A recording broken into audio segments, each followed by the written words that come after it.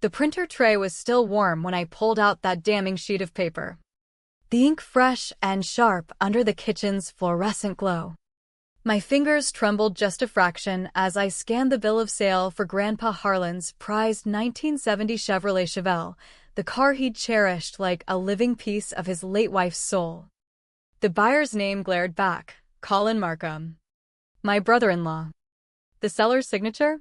A shaky scrawl meant to mimic Grandpa's hand. But it was all wrong, the slant too straight. The loops too tight. It wasn't his. It was forgery. Plain and cold. In that quiet Oregon kitchen. With the hum of the fridge as my only witness. Something inside me cracked. Not loud. Not dramatic.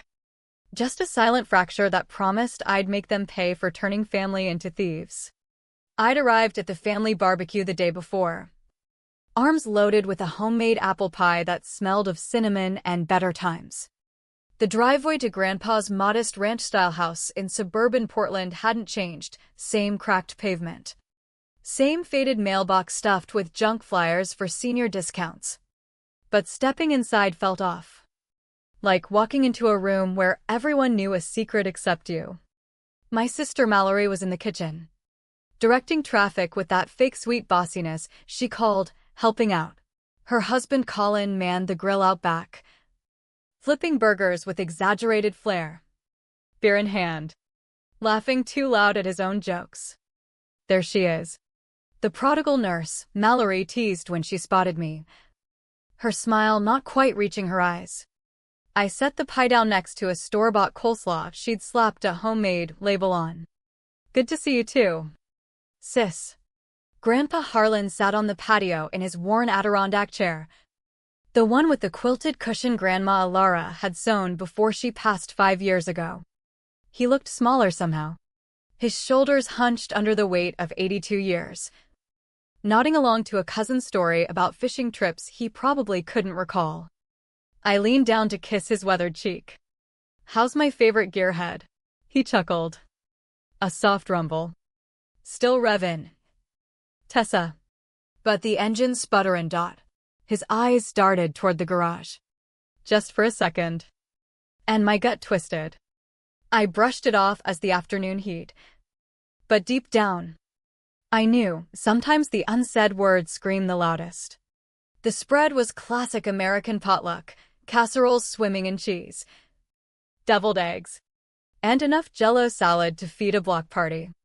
We filled plates, claimed spots on lawn chairs, and clinked plastic cups filled with iced tea or something stronger.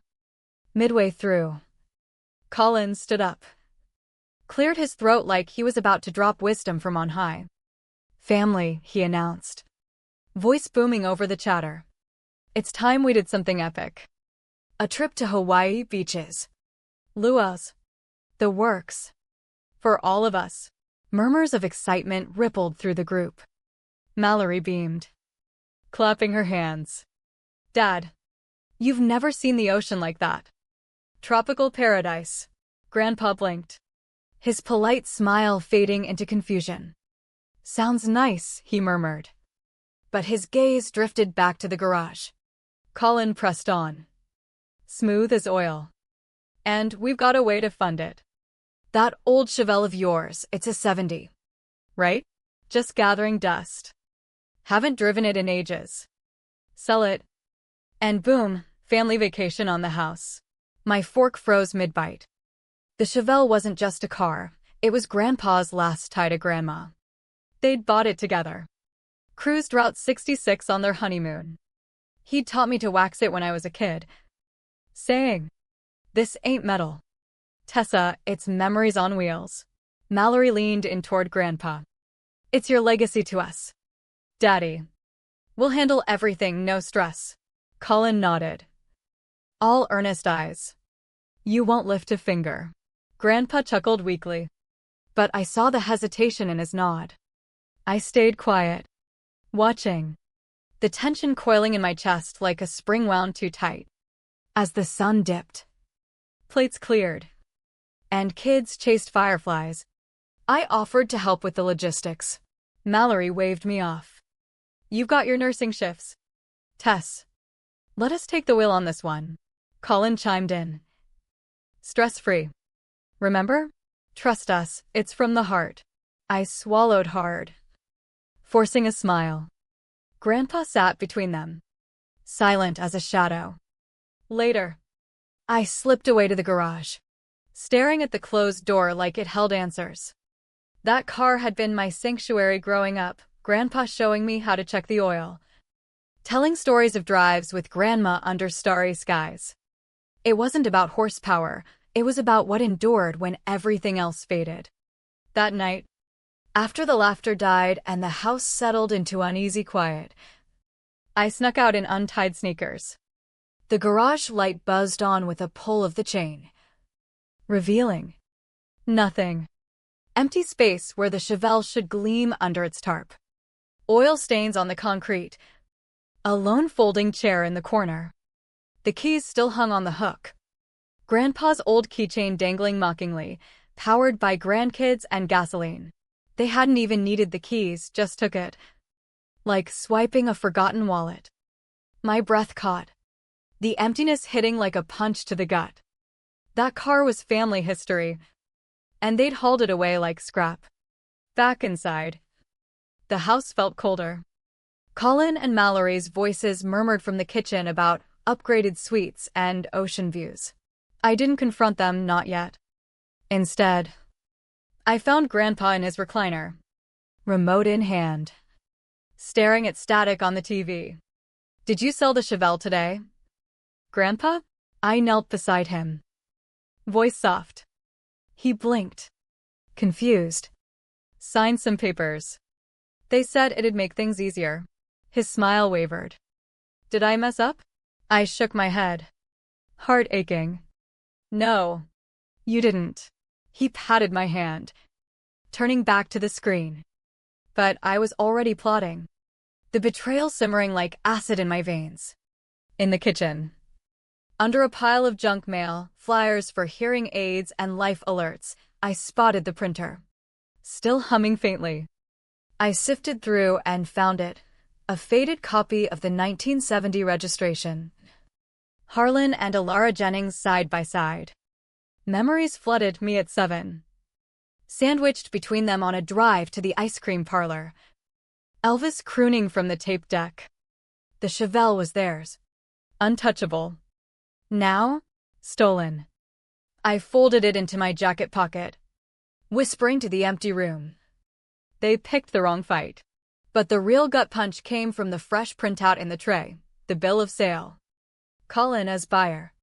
Grandpa as seller, with that forged signature staring back. I laid it beside the old registration. The differences screamed fraud. Not a mistake, a calculated theft. Hands shaking. I snapped photos on my phone, emailing them to myself under Chevelle proof. Flashbacks hit, 5 years back. Colin pitching some shady app startup to Grandpa at Thanksgiving. Getting shot down politely. Colin's laugh then had been forced. His eyes cold. Now, it all clicked. This was payback. Dressed as family bonding. I stuffed the papers into an envelope, tucking it into my nursing bag amid stethoscopes and bandages. Grandpa deserved one more peaceful night. So I didn't wake him.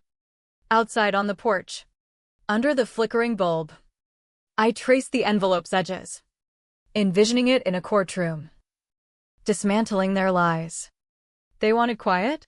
I'd give them silence, the kind that builds to thunder. Morning brought the smell of sizzling bacon, staged like a Hallmark card. Colin flipped pancakes with performative cheer, humming off-key. Mallory giggled into her phone. Maui for sure, private villa. Beachfront. She glanced at Colin, sharing a smug look. Grandpa stirred coffee at the table, lost in thought. I lingered in the doorway, watching their act. Morning. Tess, Colin boomed, offering a pancake like a peace offering. Just coffee, I muttered. He clinked mugs with Grandpa. To new adventures. I wanted to shatter the glass, but I nodded. Biding time. Mallory pulled out a jewelry box, flaunting a gold necklace with a tiny palm tree pendant. From Dad with love. Engraved. Gleaming. Grandpa blinked. Nice. But he didn't know the half. You tricked him. Forged his name. And now you're wearing the spoils. The words slipped out. Low and sharp. The kitchen went still. Colin killed the burner. Mallory's smile cracked. They said, Tess, don't guilt-trip his kindness. Grandpa looked puzzled. Toast halfway to his mouth. I excused myself, stepping outside to the porch bench beside Grandpa's toolbox, fingers tracing the wood. I scrolled through my photos, forgery, registration, emails. I created a cloud folder, Harlan protection, then texted a lawyer friend, power of attorney chat soon. They were too smug, that was their fatal slip. Back inside. Pancakes piled high. Everyone pretending normalcy. I brushed past Colin, whispering, delete your emails quicker next time. He froze over the syrup. Mallory snapped. Excuse me.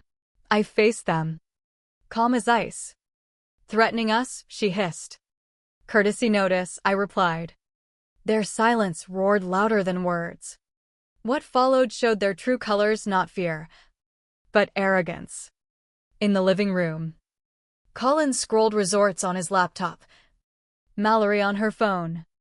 Oceanfront splurge, we deserve it. Grandpa's TV droned a wildlife show. He stared out the window. Hands folded. I entered slowly, placing the registration and forged sale on the coffee table. Look. Colin barely glanced. Still on this crusade? Mallory sighed. Over a car? Not the car, consent. Dignity. Theft. Grandpa shuffled in. What's this? Mallory cooed. Misunderstanding. Dad. I cut in. They manipulated you. Colin stood. Twisting things for attention? I held firm. Accountability. The standoff thickened. Mallory stormed off. Grandpa sank into his chair, aged by the weight. I gathered the papers. Come clean, or I go public. Colin's jaw tightened. Threat? Guarantee. But they sank lower. Mallory's social media post hit like a slap, barbecue photo. Everyone beaming, Grandpa blurred in the corner. Caption, Dad's generous gift. Hawaii bound, family forever. Comments gushed, so blessed. I screenshotted everything, adding to my folder. This was performance art. Betrayal polished for likes. My phone buzzed, a group text, Colin and Mallory planning villas. Spas. No mention of Grandpa. No dragging him along, he'd hate the heat. I confronted them in the kitchen, stole his car, forged his name, erased him from his own trip. Colin sighed.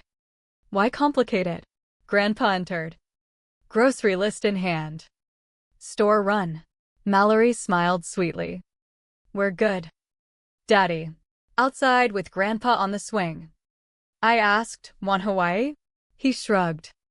Never thought I was invited. That broke me more than any lie.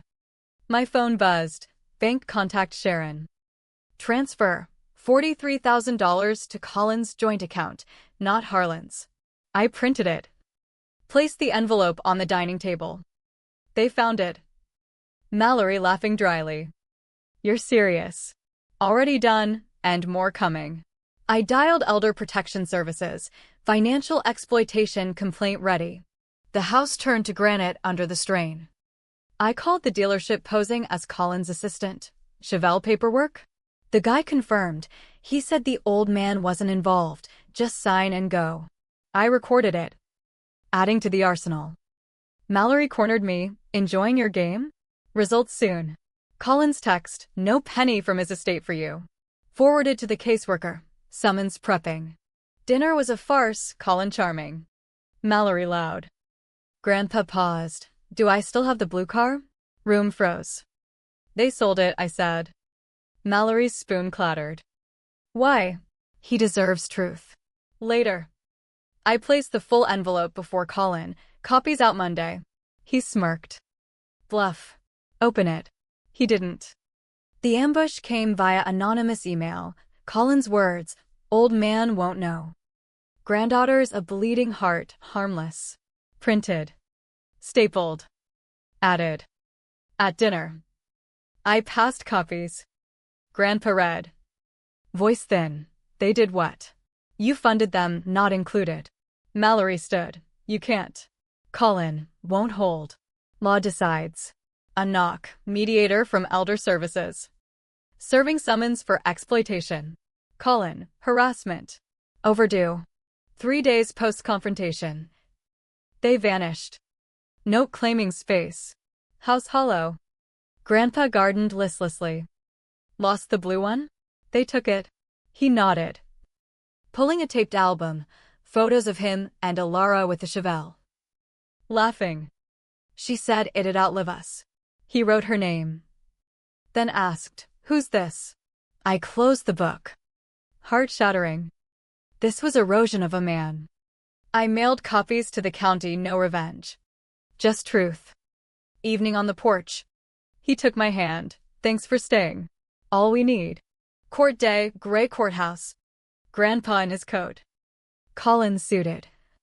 Mallory sunglasses. Mediator. Exploitation allegations. Colin, he signed. I laid evidence, forgery. Transcript. Bank records. Email. Mediator, sufficient. Return $43,000. Remove from finances.